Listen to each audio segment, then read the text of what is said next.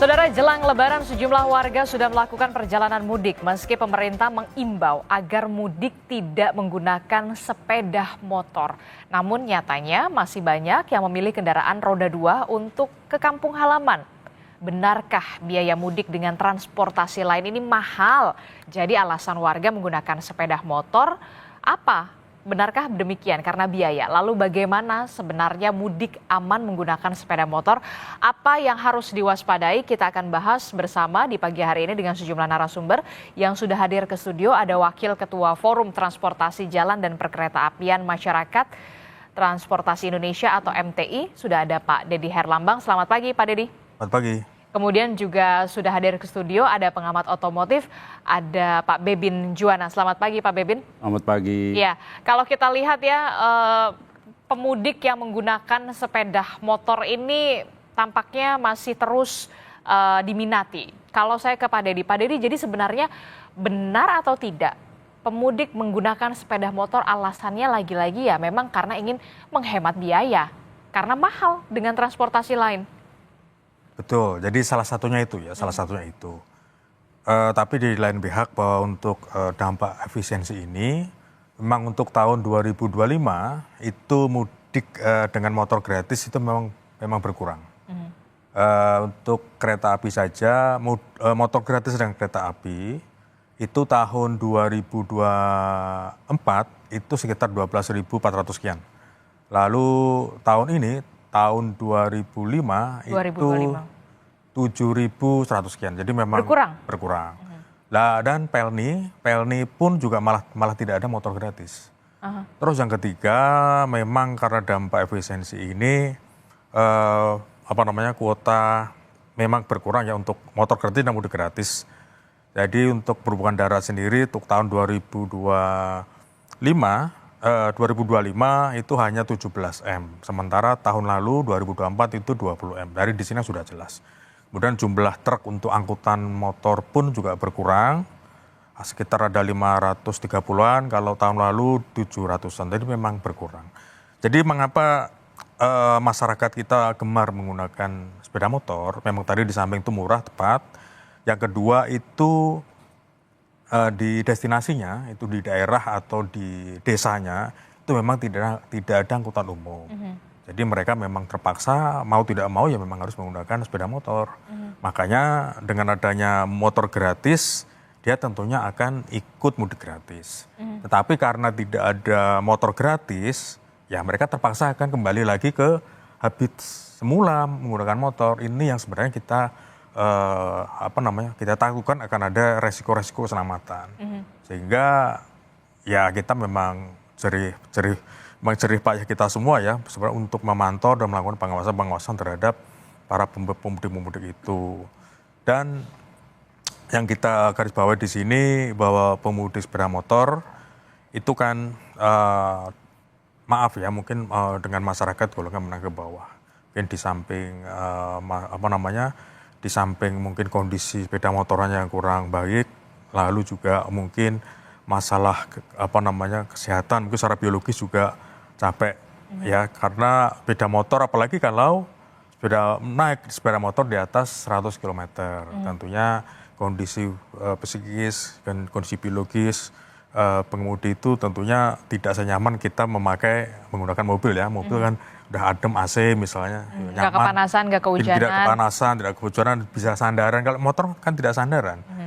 Makanya sebenarnya kita sudah dari dulu sudah menyatakan kepada pemerintah bahwa kalau kita memang peduli terhadap keselamatan, mudik dengan sepeda motor itu harusnya memang dilarang, jangan dihimbau lagi secara begitu. Karena dengan anggaran yang cukup seharusnya pemerintah juga bisa sebenarnya memberikan mudik dengan motor gratis. Jadi motor gratis itu sebagai tiketing untuk untuk mudik gratis baik itu baik itu bus ataupun kereta api. Nah, masalahnya memang tadi seperti kita sampaikan di awal. Efisiensi. Di samping efisiensi, masyarakat mengapa lebih memilih karena di daerah tujuannya, desanya, daerahnya. Biar lebih mudah untuk bersilaturahminya. Tidak ada angkutan umum, betul. Misalnya angkutan mudik gratis hanya sampai Jakarta Solo misalnya. Tapi tujuannya mereka ternyata di Wonogiri, di Klaten, atau di desa-desa lain, mereka mau naik apa? Bingung. Ya mereka tetap otomatis akan menggunakan motornya, seperti itu. Jadi seharusnya di daerah yang kemudian belum terjangkau itu juga harusnya disediakan shuttle atau semacamnya, begitu ya? Seharusnya seperti itu. Tapi kan angkutan umum kita kan terbatas. Apalagi di daerah. Kita di Jabodetabek saja yang mungkin angkutan umumnya baik. Tapi di daerah sangat minim, bahkan tidak ada ya. Seperti di daerah pelosok-pelosok kan tidak ada. Oke, kalau tadi dikatakan Pak Dedi ternyata memang pemudik motor ini masih banyak lah ya, begitu ya, walaupun memang pemerintah sudah ada program mudik gratis bagi pemudik motor, begitu ya. Jadi motornya ini diangkut, dibawa menggunakan kereta api, kapal laut, begitu ya, Dan bahkan termasuk orangnya juga. orangnya juga, truk juga, kemudian tapi karena mungkin ada efisiensi anggaran, begitu Terkena ya. dampak itu terbatas. Kemarin itu sudah banyak yang mudik gratis. Itu kalau kita daftar juga teman-teman saya juga banyak yang tidak dapat tiket ya, tidak dapat tiket mudik gratis ternyata katanya full. Tapi ketika hari keberangkatannya masih kosong. Nah itu gimana tuh? Karena ya itu tadi, karena memang tidak ada leader di dalam mudik gratis. Kalau di BUMN itu jelas ya, itu Jasara Harja sebagai leadernya.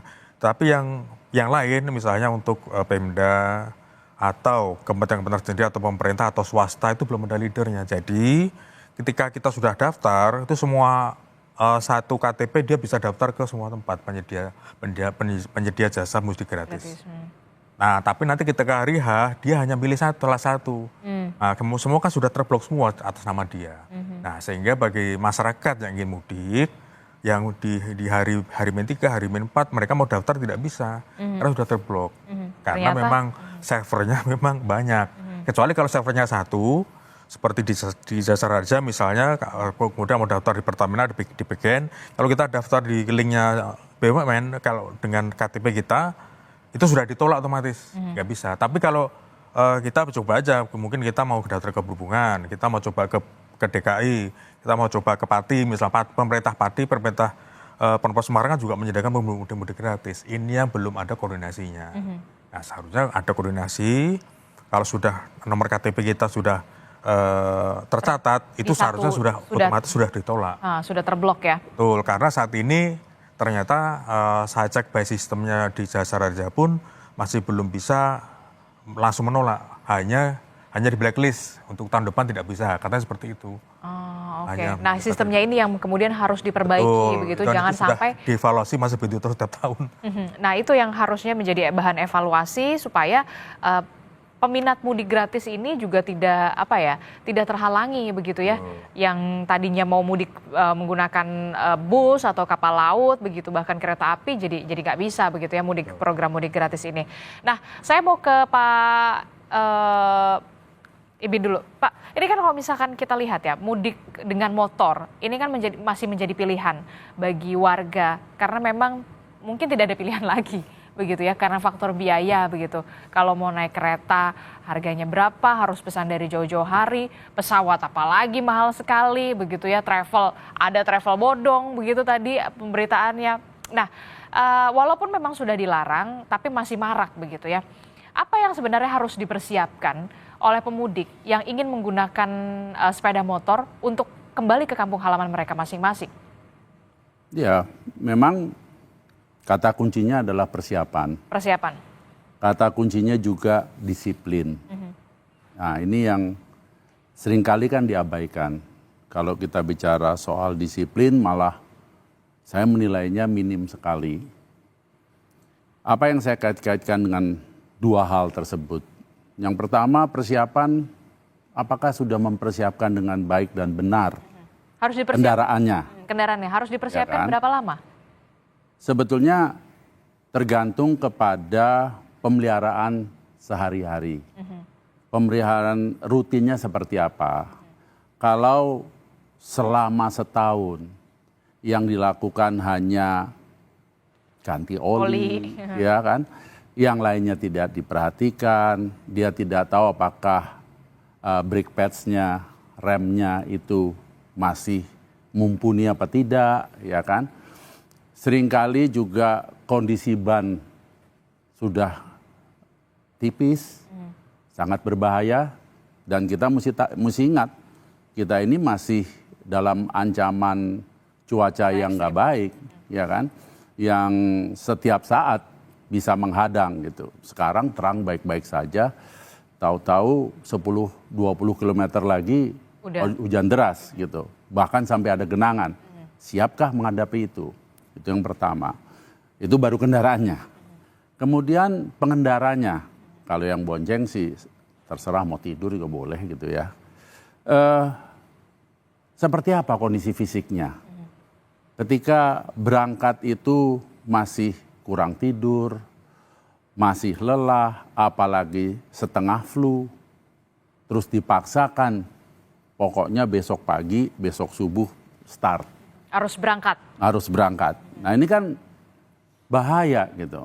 Bahaya bukan hanya diri sendiri, tapi juga membahayakan pengendara yang lain gitu. Pemakai jalan yang lain. Dan kenapa saya kaitkan dengan disiplin? Naik motor itu kan yang benar, yang wajar kan hanya 2 orang. Sedangkan suami istri nggak mungkin meninggalkan anaknya. Kalau anaknya 1, sudah jadi bertiga. Kalau anaknya 2, 3. Kalau anak 2, 3, belum lagi taruh masih di mana? bayi. Ya kan? Ini yang sebetulnya mesti dijadikan pertimbangan gitu.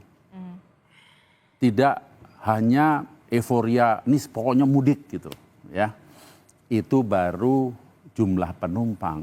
Disiplin saya katakan lagi soal bawaan. Ya, tadi memang dibahas soal efisiensi biaya. Andaikan masih ada dana tersisa dan apa yang mau dibawa pulang kampung itu dipaket dulu. Dipersiapkan dari jauh-jauh hari. Jangan motornya ditambah bambu, diikat sana, diikat sini gitu kan. Sehingga titik berat kendaraan sudah nggak karu-karuan. Tadi saya sudah singgung sedikit, kondisi ban dan rem ditambah kondisi cuaca yang tidak mumpuni atau jalanan basah, kemungkinan celakanya kan besar. Itu yang sebetulnya membuat kita semua prihatin. Kita ini kan berharap bahwa semua yang mudik ini sampai dengan selamat di kampung halaman supaya bisa bertemu dengan keluarga kan.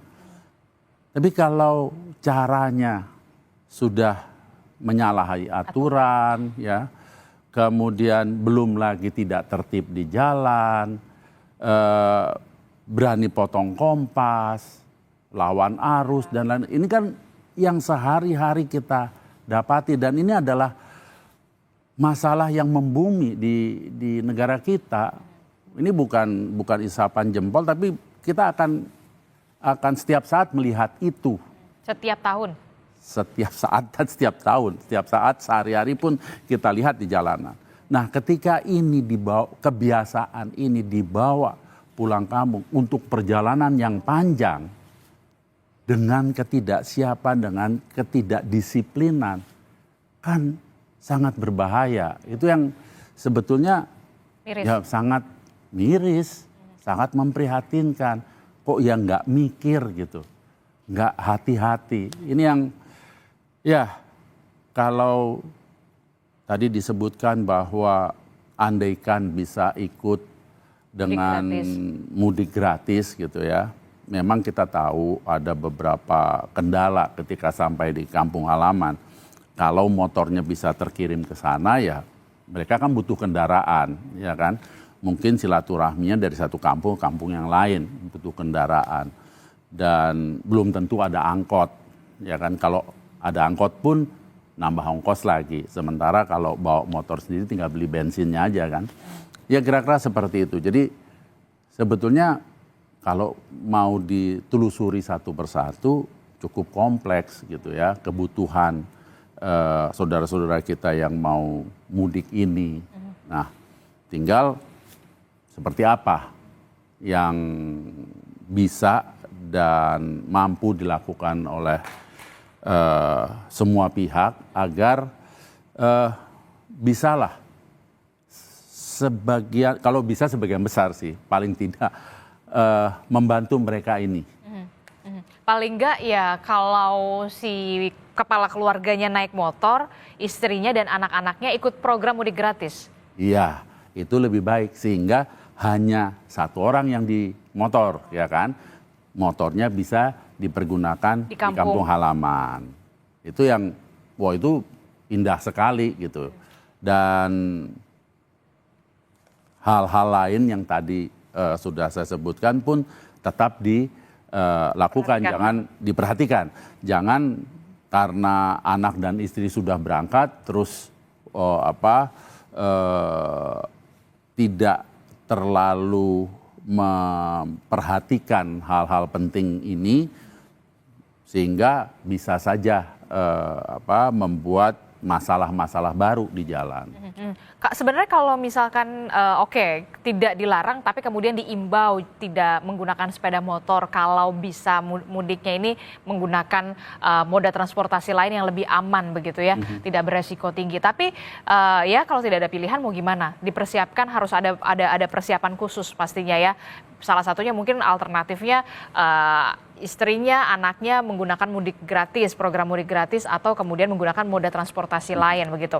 Tapi sebenarnya begini, kalau mau perjalanan mudik begitu ya, berapa lama sih idealnya naik motor itu, sepeda motor itu berapa lama harus berkendara, kemudian harus istirahat berapa lama, terus baru bisa melanjutkan lagi perjalanan berapa lama? Karena kan biasanya orang-orang udah pengen biar cepet sampai deh, pikirannya kan seperti itu. Ya, yang kalau ditanyakan kewajaran, sebaiknya seperti kalau kita mau belajar dari luar sana, setiap 4 jam kita butuh istirahat. Jadi berkendara 4 jam? 4 jam.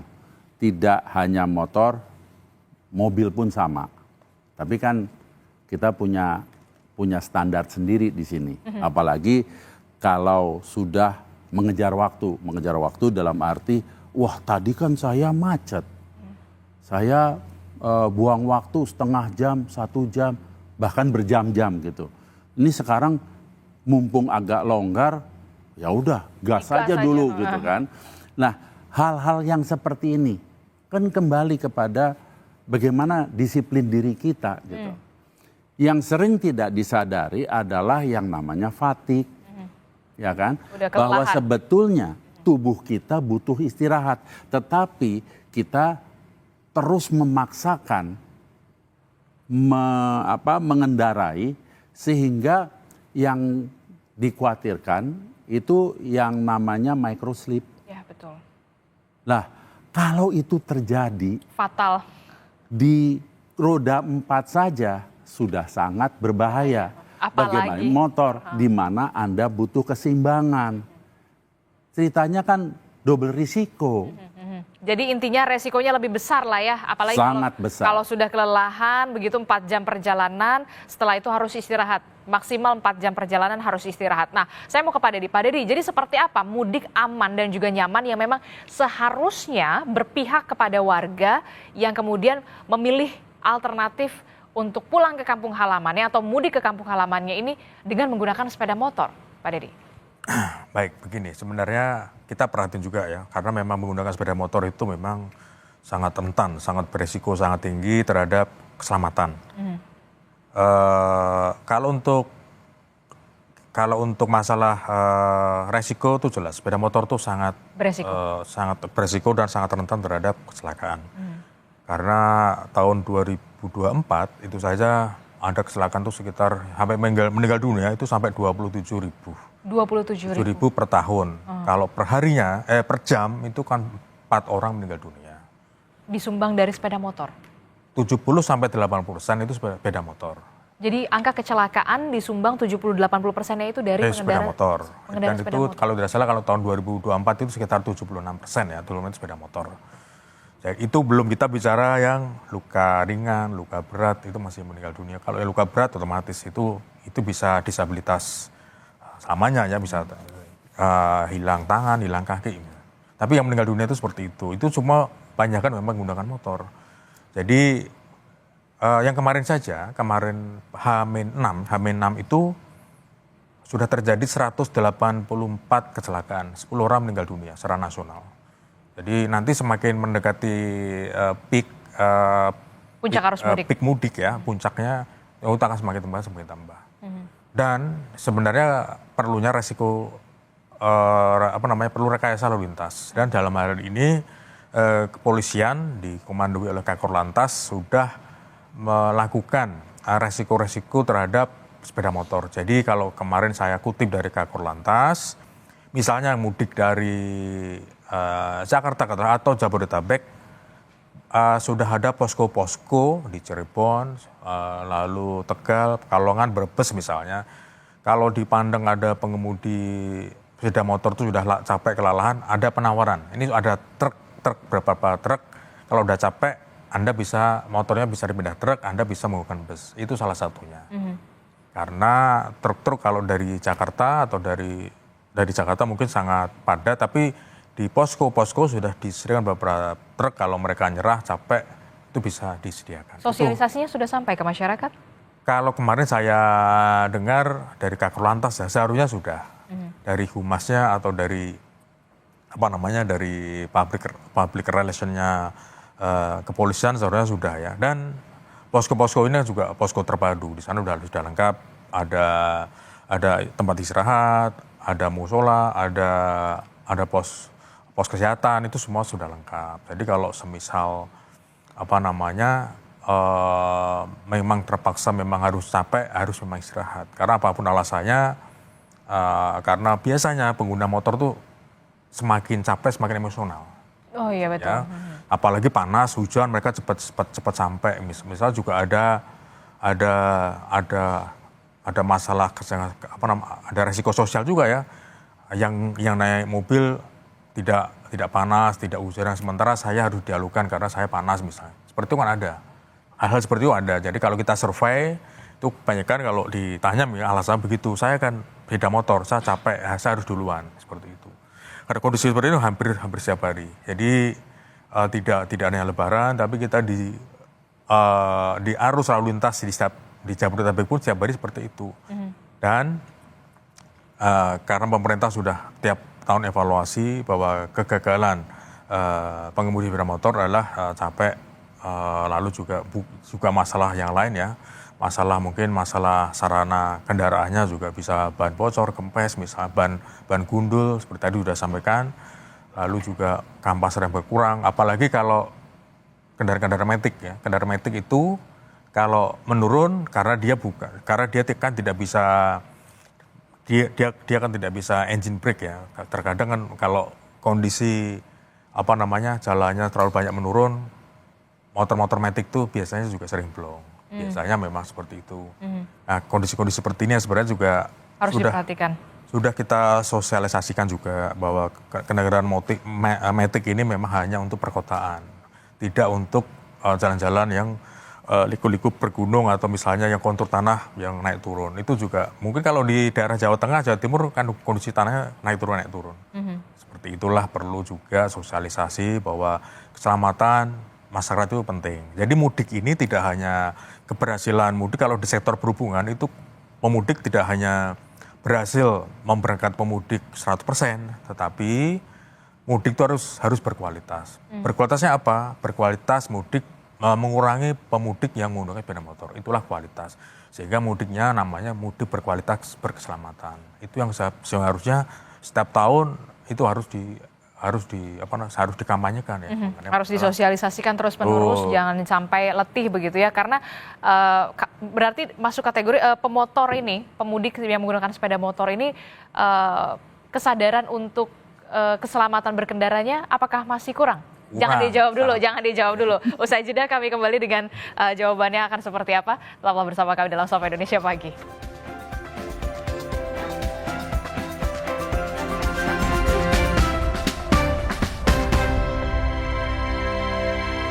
Kita lanjutkan bahasan mengenai mudik aman dengan sepeda motor. Sudah hadir tadi, sudah ada Pak Dedi, kemudian ada Pak Bebin. Nah, yang kemudian bergabung adalah salah satunya di Pelabuhan Ciwandan yang saat ini juga mulai dipadati pemudik motor.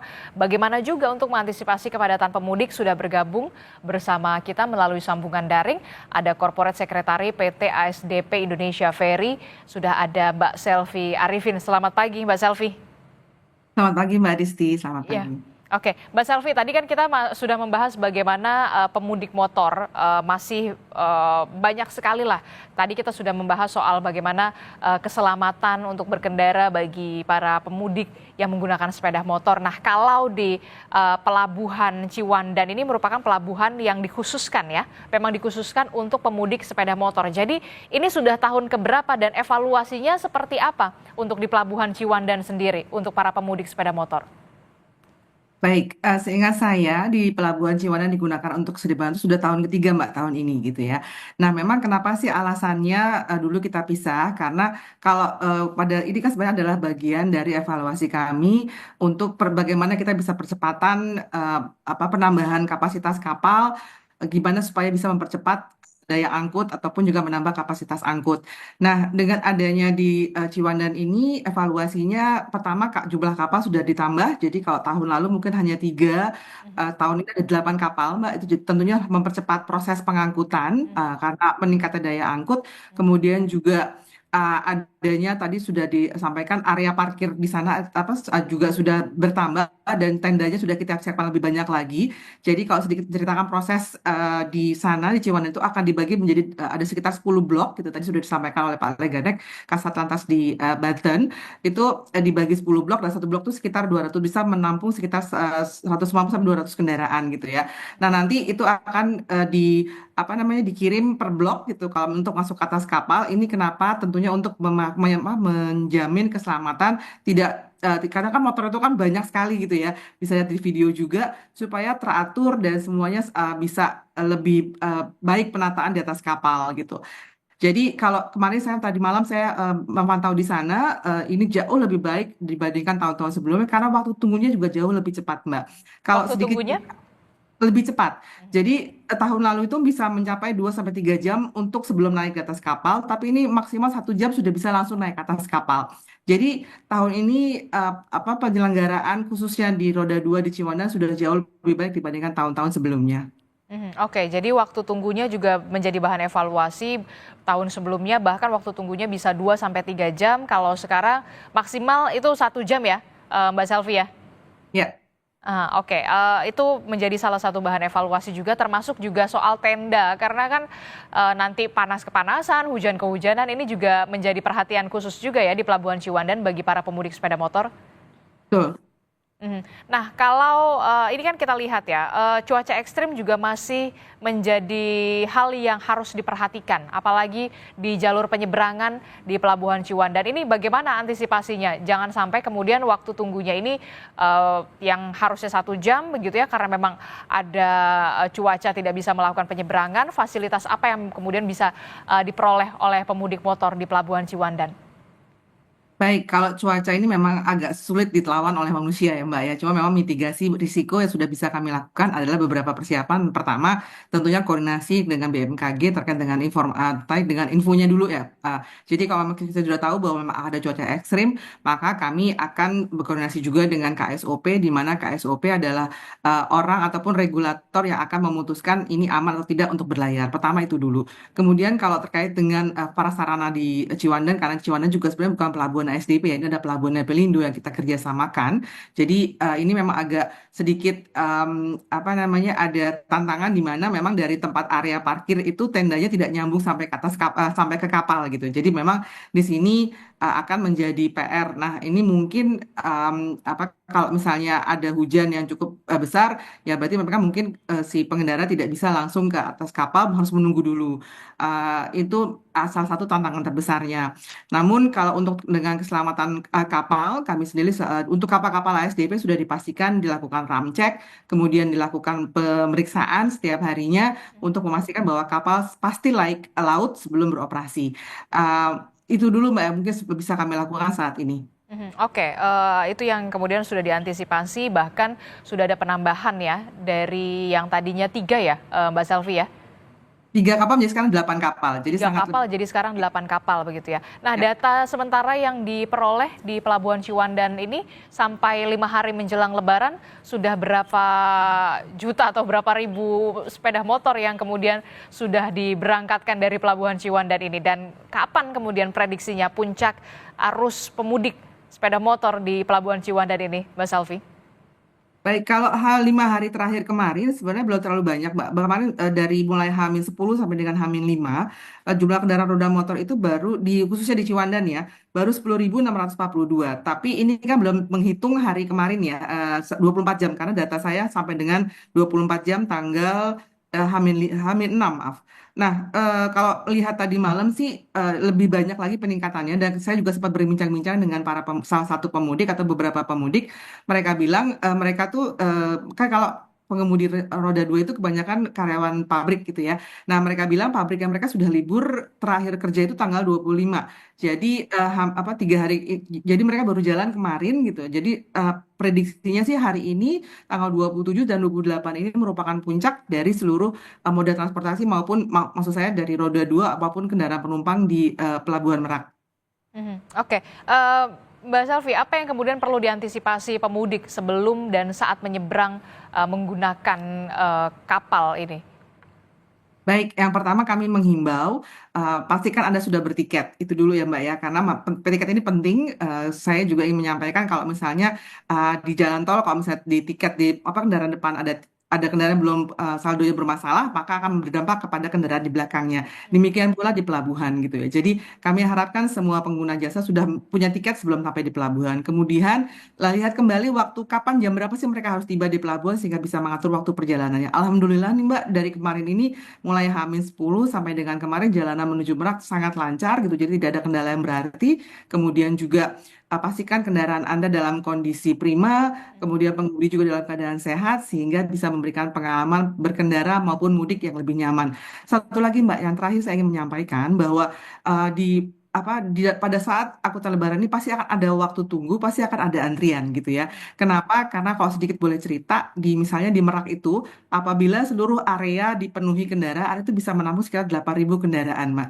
Kemudian 7 dermaga, apabila 7 dermaga itu diisi 7 kapal, bisa mengangkut mungkin rata-rata 1.000 kendaraan sekali angkut pada waktu yang bersamaan gitu ya. Maka ada kendaraan lain yang harus menunggu karena memang ada perpindahan moda transportasi dari darat menuju ke atas kapal gitu ya. Jadi mohon dipahami bahwa akan ada waktu tunggu, akan ada antrian, namun kami dari ASDP akan selalu mengupayakan percepatan atas waktu tunggu tersebut. Oke, jadi waktu tunggu itu adalah hal yang lumrah, tapi jangan lama-lama lah ya, Mbak Selvi ya. Ya. Oke, terakhir Mbak Selvi, kapan prediksinya puncak arus mudik ini akan terjadi di Pelabuhan Ciwandan? Hari ini atau besok? Perkiraan kami di besok, Mbak. Oke, jadi besok puncak arus mudiknya ya. Saya ke Pak Dedi dulu. Pak Dedi, melanjutkan pertanyaan tadi saya juga bersama dengan Pak Bebin begitu ya. Berarti kesadaran keselamatan berkendara bagi pemudik yang menggunakan sepeda motor ini masih kurang? Masih kurang. Masih kurang karena memang ya itu tadi.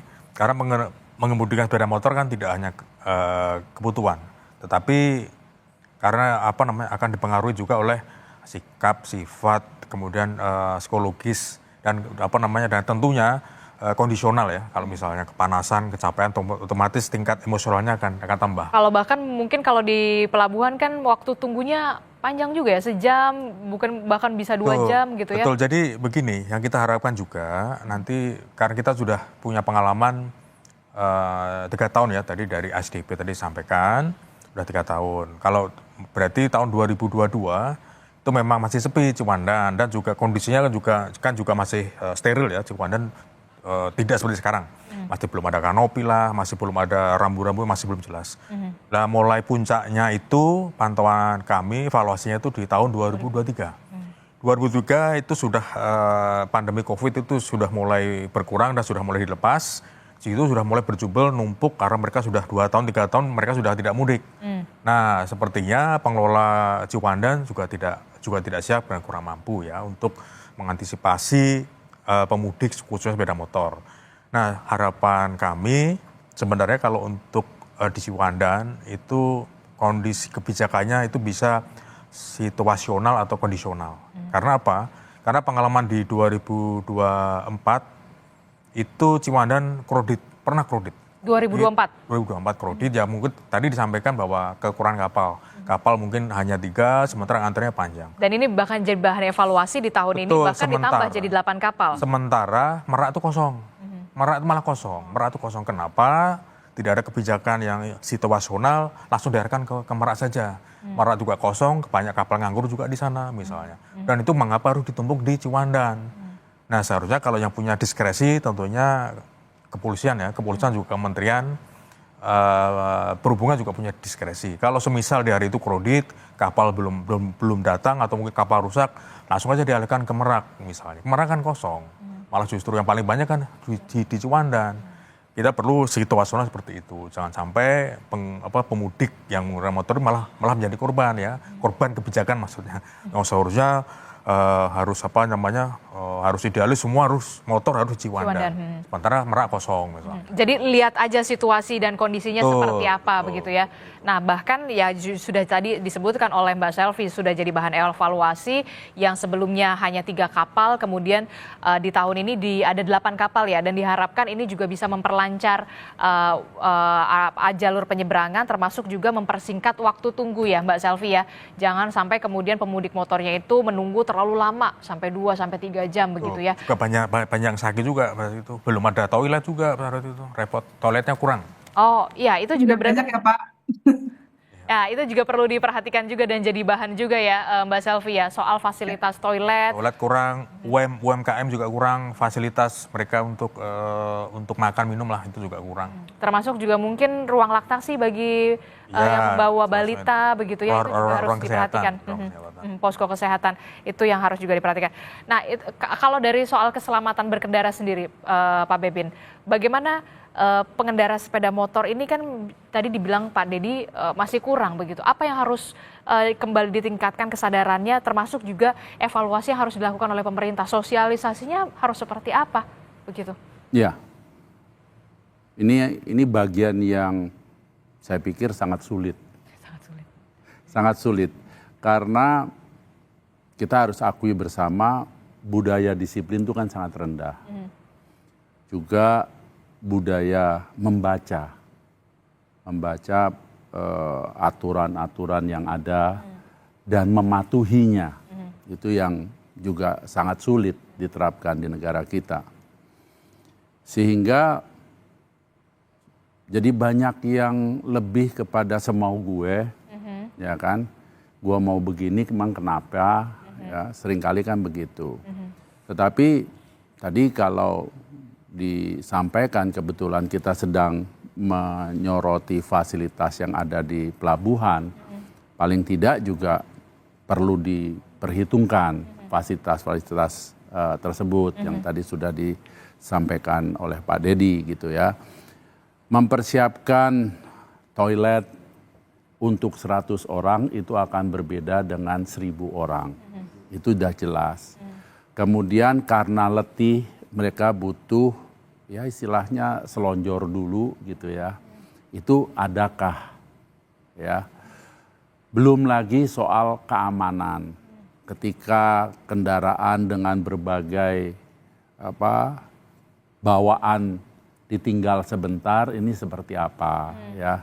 Jangan kembali tahu-tahu ada barang bawaannya yang sudah berpindah ke motor lain. Ini juga perlu diperhatikan. Jadi contoh kita kalau belajar dari negara lain, pemasangan CCTV, ya kan, sehingga bisa dipantau. Tadi juga disebutkan soal bagaimana menyediakan ya untuk sekedar makan dan minum, ya. Nah di sini kita punya PR besar, masalah sampah, ya kan? Kita lihatlah, nggak usah jauh-jauh. Ketika Jakarta punya Car Free Day, setelah Car Free Day seperti apa Jakarta? Ya, berapa truk yang harus disiapkan untuk membereskan sampah? Kan hanya lempar saja. Sepanjang jalan pun sama. Kalau bisa naik motor sembari ada yang perlu ini kan main lempar saja gitu. Paling nggak Sisanya, bawa kantong kresek sendiri buat sampah begitu ya? itu yang mungkin masih lama kali ya, kebiasaan seperti itu. Kemudian karena kita sedang menyoroti pelabuhan dan feri, saya juga ingat dengan kondisi-kondisi feri di luar sana. Bagaimana menata kendaraan, ya kan? Ketika ego sudah bicara, semua mau mendekati pintu keluar karena berpikir bahwa nanti ketika mendarat pintu dibuka, saya duluan yang keluar. Kalau sudah sulit ditata itu, nah ini yang repot. Karena kalau keluarnya juga tidak bisa lancar, tertib, maka kan untuk memuat kembalinya kan juga akan butuh waktu. Tadi kan disebutkan soal waktu tunggu, ya kan? Belum lagi cuaca yang kita tidak tahu. Karena biar bagaimanapun dengan alasan apapun keselamatan di atas segalanya, ya kan? Nah, hal-hal seperti ini menjadi pemikiran, harus menjadi pemikiran bersama.